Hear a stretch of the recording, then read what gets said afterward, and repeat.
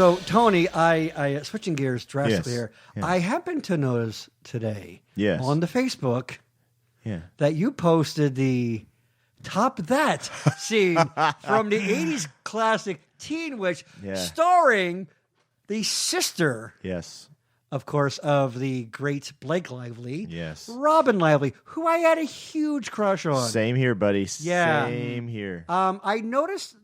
I know, right? The heavens have smiled upon that comment. My God. The lights just got brighter in the room. They did. I'm glad because I thought I was having a stroke. No, well, it's sometimes they, if they're, doesn't matter. So we're talking about Robin Lively. Yeah, Robin Lively. I've noticed that you are kind of obsessed with the 80s. You ever think about the 80s? Now, let me ask you a question. Would you say that overall, would you say that I am one of your biggest influences in your life or the biggest influence in your life? Go, Tony, your thoughts, go.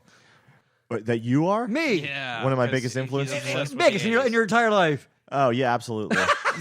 Mostly because Gary peaked in the 80s, Right, and that was that. So, Hey, at least I peaked, motherfucker. Yeah. No, well, it's coming. I swear to Christ. Exactly. I swear. You love the 80s, don't you? Absolutely. And you were born in what, 80? I was born in 82. 82. 82. Yeah, I can't. And let me tell you about that Top That scene. Yeah. I was a teenager in the 80s. Yeah. And it was constant breakdance battles in the streets. Uh-huh. It was none. They would just throw down a cardboard box, and that was that. Not even the cool like hip hop like street version. It was more the Top That, the really corny white kid version. It became with the a buffalo real stance and all the whatever. It became a real problem with the city trying to redirect traffic constantly for all the breakdance. So many. There was just you try to go to school. People got served, yeah. and like it shit went down. Yeah, it was on. The Backroom Network. So juicy. I'm a year older than you are. Yeah. I hated the 80s. I hated the music of the 80s. Yeah. I hated the fucking everything of the 80s. Uh-huh. I was so pissed. Like, my dad got the Beatles. My dad got the Stones. He got Led Zeppelin. And I got fucking Oingo Boingo. Like, that sucked. You know, I will say you're this, a 90s kid, though. Growing up, though, like, we grew up in the 90s. We were You're born in the grunge kids. But when I was growing up, though, I didn't like the 80s growing up. It didn't come I was there. I didn't either. No one did. It's no later. Shit. You look, it's no nostalgia. You look back on it, you're yes. like, man, we should have enjoyed that while we were there. Yeah. You know what I mean? In a lot of ways, people like... We should just throw a gate on everything that we're recording, and then we got it. Right, yeah. Exactly. People, because you're right, about 10 years younger than me, or a little plus. You guys, a lot of ways, know some of that stuff, cultural stuff, better because you're sort of kitschy nostalgic for it. Yes, where we just go, it was crap. And like, I guess I kind of remember that. Especially, the toys and things like that growing up of the 80s. But, when I look back at the music of the 80s, I hated it then. I hate it now. And my thing when I listen to oldie stations now is that they're playing 80s music. Synthesizers and wailing saxophones. Right. I don't mind that oldie stations are now playing music that I remember when it came out. I hate that it's just shit music, Yeah. Well, actually, what I listen to, and this is actually another, talking about all the people that ask me all the questions all the time about music stuff. All those people. TMZ and Two stuff. Two people asked you. No, one of the questions people ask me a lot, being a musician for so long, is what type of music do you listen to? Which is a broad spectrum question, obviously. Right. And the answer is everything, but also I'm really now into synthwave a lot. Honest to God, I love gotta synthwave ask. music. What? So hold on, let me translate real quick. Here, go ahead. Get off my lawn. Yeah. I'm sorry. Hey, fellow students. Yeah. Jesus Christ, Matt. That's a fair. No. It's a fair question. You look like me. I do. After a few less beers in you, Christ's sake. But anyway, it's a fair question. So how would you describe synthwave? I would describe. Okay, I'll tell you what I describe synthwave as. Synthwave to me is someone who is into electronic music, but also really into the 80s. That is what type of music that person produces. It's very electronic music, like EDM music. It is very terrible. Well, it is almost like hypnotic in its style. Yeah. Have you watched Stranger Things? Yeah, sure. Okay, so the soundtrack to Stranger Things has a lot of synthwave undertones and stuff. And if we can, what's that instrument you play? You put your hand theremin. in there? Yeah, like that shit. Not theremins, but like you real. mean like every time the Scooby Doo crew goes to the haunted house?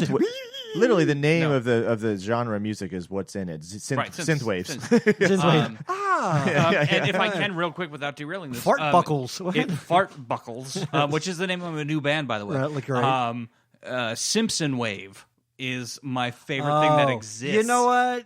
You showed me something about that. So you know then what sort of that idea is. And so what they do in Synthwave is they take classic episodes and quotes that we all know, and they loop them and link them and put them into this very soporific kind of music that is phenomenal.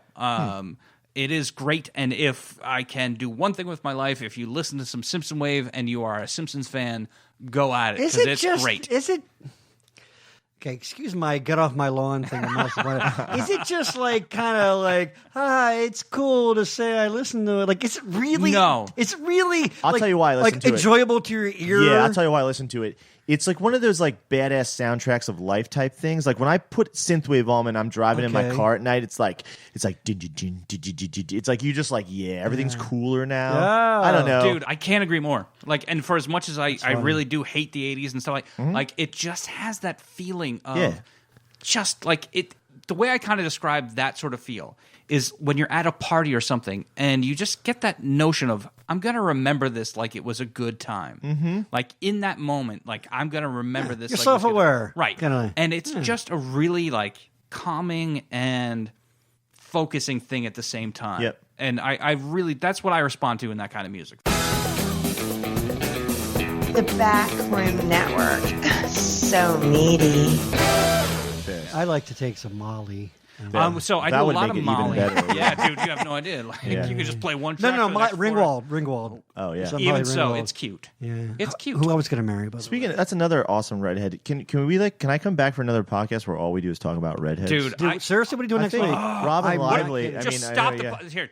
Fucking delete everything. We're talking about redheads. I think Robin Lively subconsciously has like sparked my interest in redheads like since I was a kid, because she was definitely one of my first crushes, like film Hollywood crushes. Right. Karate Kid 3, I believe. She was in. Oh yeah, correct. Yes. Yep, that's correct. Yep. I am the man who will I think that's 2, but that is 2. That is 2. That is definitely 2. And so listen, we'll be looking for a new co-host.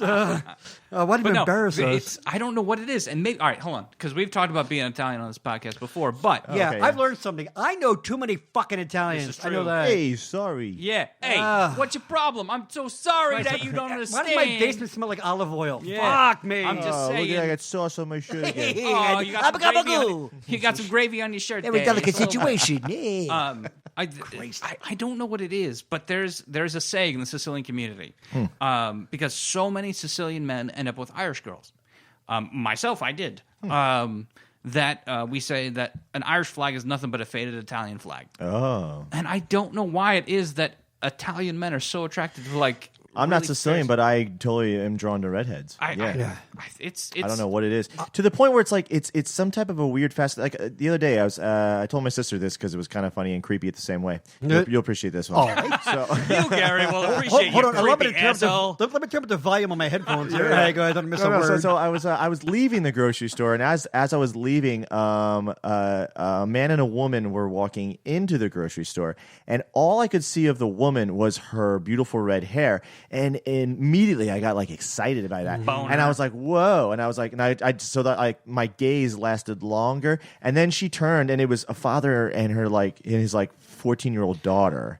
Hold on, when does it get weird? Edit. When does it get creepy? And I was like, "Oh, did the dad kiss the daughter?" Or hey, I'm just saying, if there's grass in the field, play with it. That old thing. Yes, because a lot of times with the red hair goes along very like porcelain kind of skin. Yep. That drives me crazy. In a good way. Yeah. I love it. And there's other actors. Who's that? Christina Hendricks? Oh yeah. Who is she? No, she has got that red hair. And crazy that porcelain white skin. Mm-hmm. Oh my God, I would murder my grandmother just to sniff her armpit. I don't know if it's just like something like because I've tended to date redheads recently, but like the personality, like I tend to really appreciate their personality. You think that's a thing? I don't know if it is. I don't know if it's like one of the like a placebo thing, or it was just like it's in my head. You know what I mean? I don't know, but I've always found that the redheads that I've dated like have been like really kind of like I don't know, like kind of spunkier, a little quirkier. You know what? That's fucking true. I agree. God damn it, you're fucking right. I hate it, but yeah, you're right. Yeah, like, which I appreciate. I like that in a woman. Yeah, like, you know what I mean? And so. Yeah, I think when you grow up a redhead, you know you're kind of different and you're already kind of an outcast. That's true. Well, and lately too, like the last 10, 15 years, it's like the ginger has no soul thing. Yeah, They must really be, you know. Well, I'll tell you what, me. my son, whose daddy has jet black hair and mom has brown hair. Who's your son's daddy? Thank you. That's my question because my son has red hair, and it's like that is the most recessive of recessive genes. Do you need some cream for that sick burn, buddy? I know, no, it's true. Like I never met the mailman, but I don't know. Yeah. And so it's weird to me. Your son is pretty light, isn't he? Oh, like today we were just talking about like his hair is really red, and I'm like, I want to go kill myself. Yay! Well, although those were mutually I was exclusive. gonna say, Anytime his wife ever talks to a redhead man, he's like, "Who the fuck is that?" Who was that? Who was that? What's that time you saw that guy? Was it like 9 months before I came in the war? Hey, I'm Caitlin Nolan from Portland, Oregon, and you are listening to The Backroom Show only on the Backroom Network. What was I going to say? I don't know. Oh, so Tony, I hate to, and I hate to make a performing monk out of you, but you do some impressions. We actually talked about this. Oh no, we didn't. Yeah, just but, kidding. And honestly, and I'll be honest, because I like to dabble. Yeah.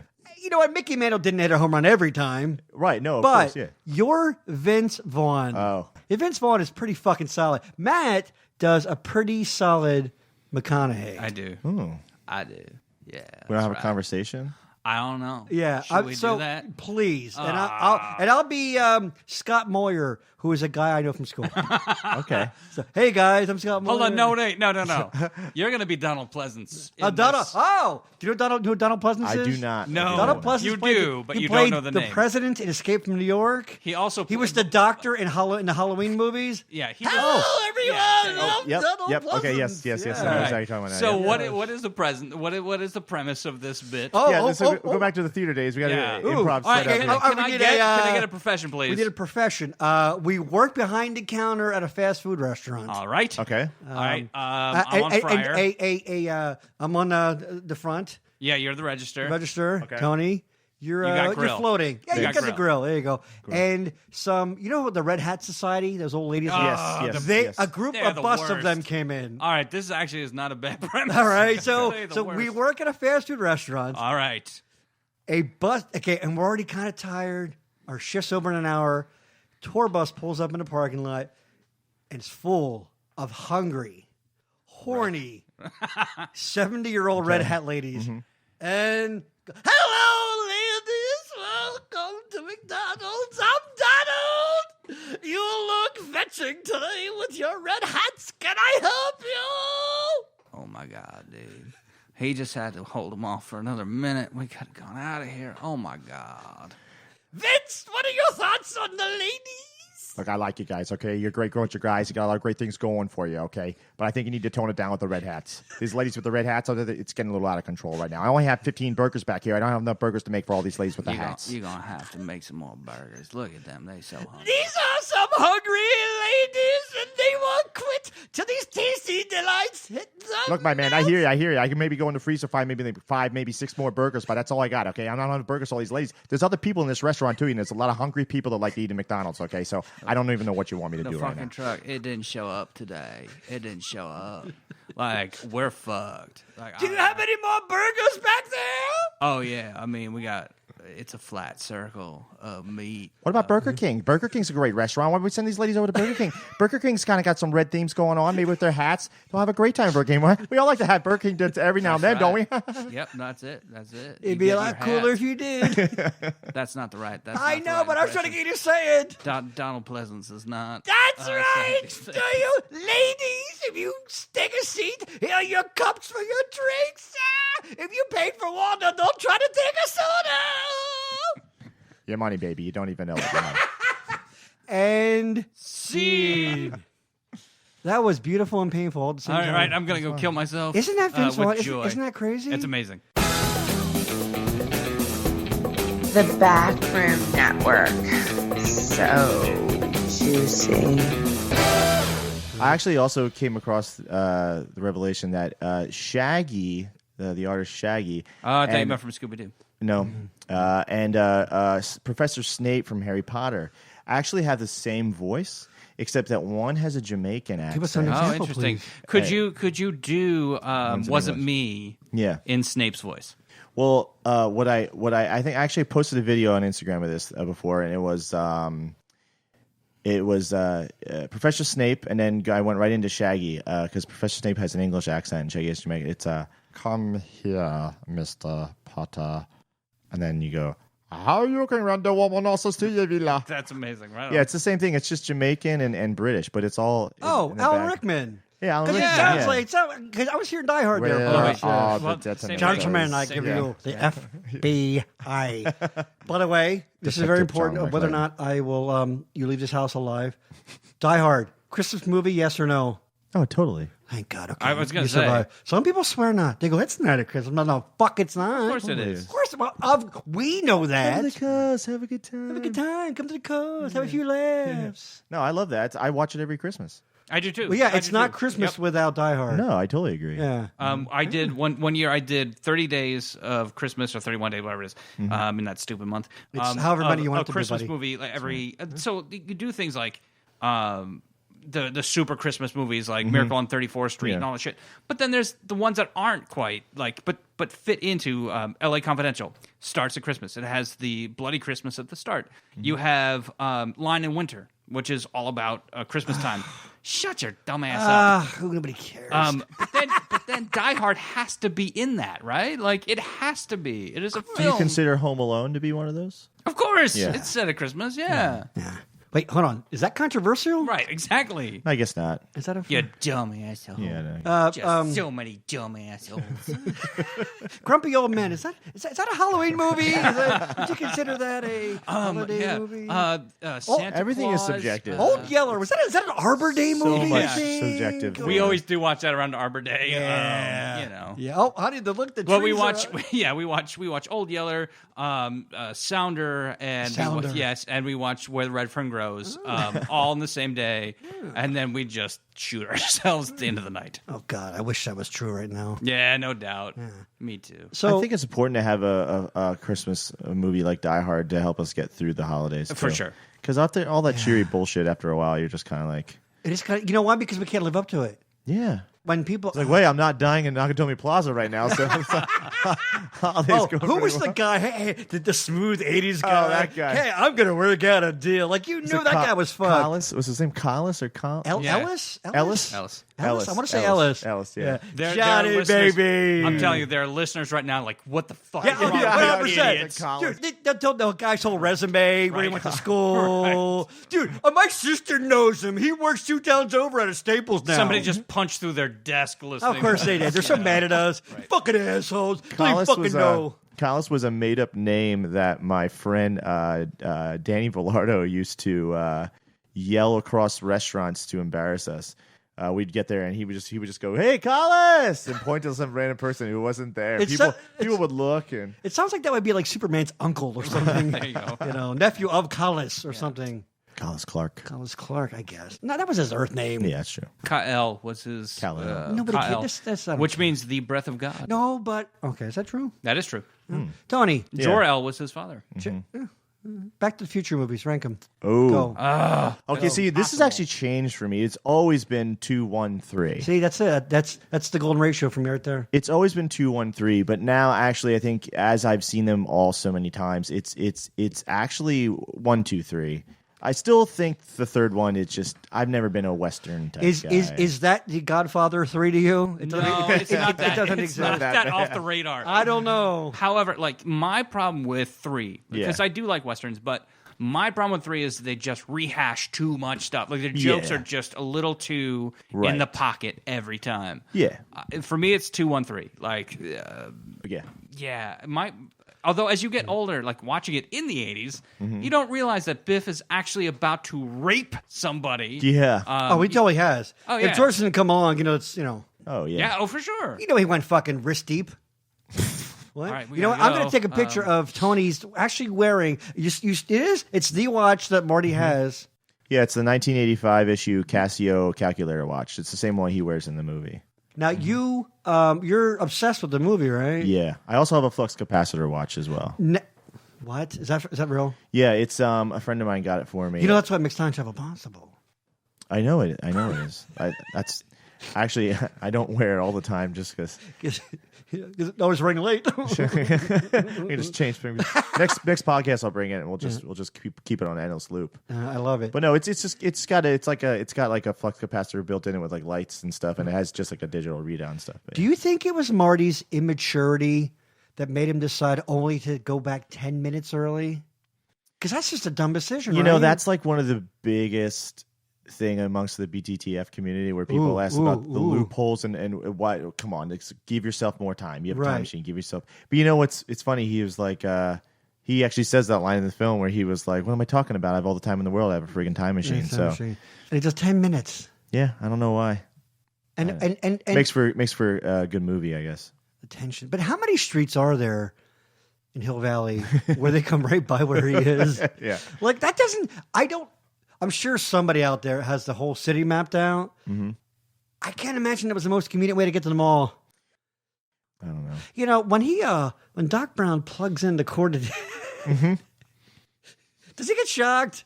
No, not at all. I don't know. The sparks fly and it throws him back, but I don't know. You would think he'd die instantly. And if he had it down to the time, of the alarm clock, and Marty's and he just couldn't he have just. And it's just not a hard concept, even for the 50s. Couldn't he put the car on a treadmill? He could have built a treadmill and because it just had to be, the car just had to, yeah, right. Which is a fatal design flaw, by the way. Mm-hmm. You know, it could have been, and couldn't he just, I don't know. There's so much. I love the movies, of course. I saw them actually in the theaters as they came out because I'm old as fuck. I saw it in the theater too, but it was obviously a re-release.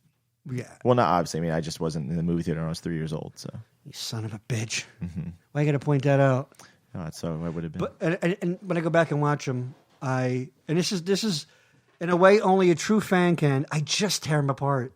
Oh yeah. This and that. Oh yeah. Yeah, but that's how you know you love a movie. Absolutely. Because you want to hold on to that, like, the nostalgia, and when you first saw it, and you were just like in so much awe, and then you go back and you're like, oh man, it's not the same as. It's like when you go back to your high school or something like that. Yeah.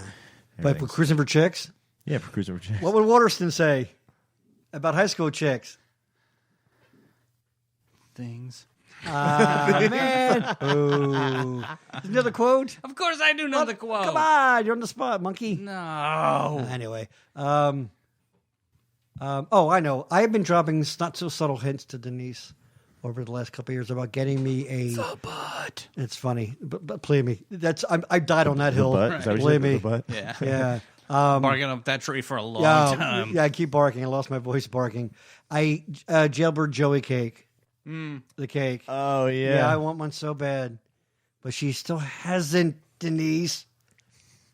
When did Joe Sperber? So Would you? Embarrassing having a relative in prison. No. Poor Eric Stoltz, though, right? Well, yeah. He stinks. I don't think he stinks. I think he's fine. I guarantee you, like, if you have to make a choice between Michael J. Fox and Eric Stoltz. There's certain people for certain roles. Yeah. Yeah, that's all. Because he's amazing. Like Steven Seagal and everything. Well, of course, right. But he's great in Pulp Fiction. You know, Pulp Fiction, he's awesome. Yeah. Of all the things Eric Stoltz has done, you pick that. Can you imagine Robert De Niro playing the jerk instead of Steve Martin? Hold on. It might go a little something like this. No phone books, Red. You know, it's the best pizza in a cup I've ever had. That's all I got. Is that it? That's all I got. Well, like I said, we don't have to imagine it. They're all home runs. Just do it right there. That's not all home runs. But I do like the fact, though, that the Zemeckis has in his contract that it cannot be remade. Like, that's amazing. That's great. Like, it can't be rebooted or like another trilogy or any of that kind of shit. You know what? Okay, so it's funny you say that because Marty, have you seen we gotta get you to a doctor. We gotta get you on some immunotherapy. Oh, now I made myself sad. You go back in the time where you can still get a boner. Oh, Marty, you can't comb your hair in the future. That's probably why he doesn't want it to be remade. Right.